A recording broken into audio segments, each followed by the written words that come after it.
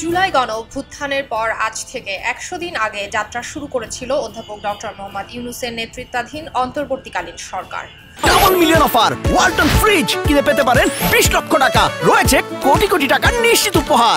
সর্বস্তরের বিপুল জনতার সমর্থনে গঠিত সরকারের প্রতি সাধারণ মানুষের প্রত্যাশাও বিপুল। শুরু থেকেই অন্তর্বর্তী সরকারের উপদেষ্টারা বলেছেন, একের পর এক আন্দোলন বিক্ষোভের মধ্যেও তারা তাদের লক্ষ্য অর্জনের সর্বোচ্চটা দিয়ে চেষ্টা চালিয়ে যাচ্ছেন, যার ফলাফল পুরোপুরি দৃশ্যমান হতে অন্তত ৩ মাস সময় লাগবে। অন্তর্বর্তী সরকারের পক্ষ থেকে আইন শৃঙ্খলা, দ্রব্যমূল্য, অর্থনীতি, নির্বাচন সহ বিভিন্ন বিষয়ে দ্রুত পরিবর্তন আনা সহ নানান প্রতিশ্রুতি দেওয়া হয়েছিল। সেই ধারাবাহিকতায় অন্তর্বর্তীকালীন সরকারের ১০০ দিনের প্রধান অর্জনগুলো তুলে ধরেছেন প্রধান উপদেষ্টার প্রেস সচিব শফিকুল আলম। তিনি তার ভেরিফাইড ফেসবুক পেজে অধ্যাপক মোহাম্মদ ইউনূসের নেতৃত্বাধীন অন্তর্বর্তীকালীন সরকারের গুরুত্বপূর্ণ অর্জনগুলো তুলে ধরেন। এ পর্যন্ত অর্জিত সাফল্য সম্পর্কে তার মতামত ব্যক্ত করেন। প্রেস সচিব বলেন, 10টি সংস্কার কমিশন গঠন করা হয়েছে এবং সবচেয়ে গুরুত্বপূর্ণ কমিশনগুলো তাদের প্রতিবেদন ৩১ ডিসেম্বরের মধ্যে জমা দেবে। কমিশনগুলো যেসব প্রতিবেদন জমা দেবে তা নিয়ে রাজনৈতিক দলগুলোর সঙ্গে আলোচনাও করা হবে। তিনি বলেন, একবার দেশের জন্য প্রয়োজনীয় সংস্কারের বিষয়ে ঐকমত্য গড়ে উঠলে অন্তর্বর্তী সরকার নির্বাচনের তারিখ ঘোষণা করবে। আলাদাভাবে নির্বাচনের জন্য প্রস্তুতি শুরু হয়েছে জানিয়ে তিনি বলেন, নতুন এবং গ্রহণযোগ্য প্রধান নির্বাচন কমিশনার সিইসি এবং নির্বাচন কমিশনারদের খুঁজে বের করতে একটি সার্চ কমিটি গঠন করা হয়েছে। তিনি বলেন, নির্বাচন কমিশন গঠিত হলেই ভোটার তালিকা প্রণয়নের কাজ শুরু হবে।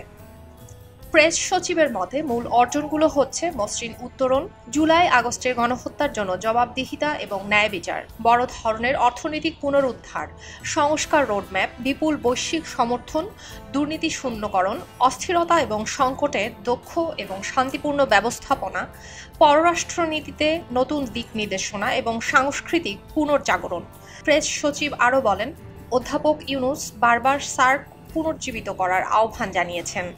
আসিয়ানের সদস্যপদ লাভের জন্য সক্রিয় পদক্ষেপ নিয়েছেন তিনি। ডক্টর ইউনূস বলেছেন, বাংলাদেশ ভারতের সঙ্গে সুসম্পর্ক চায়, তবে তা হতে হবে ন্যায্যতা এবং সমতার ভিত্তিতে। বাংলাদেশে অবস্থিত রোহিঙ্গা ক্যাম্পগুলোর উপর চাপ কমাতে রোহিঙ্গাদের তৃতীয় দেশগুলোর পুনর্বাসন দ্রুত করা হয়েছে। রোহিঙ্গা সংকট নিয়ে নতুন দিক নির্দেশনার জন্য জাতিসংঘের নেতৃত্বে নতুন সম্মেলন আহ্বান করেছেন ডক্টর ইউনূস। প্রেস সচিব আরও বলেন, অন্তর্বর্তীকালীন সরকারের সবচেয়ে বড় চ্যালেঞ্জ ছিল প্রত্যাশা পূরণ করা।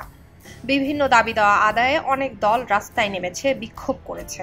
অন্তর্বর্তীকালীন সরকার এখন পর্যন্ত আলোচনার মাধ্যমে সেসব মোকাবেলা করেছে।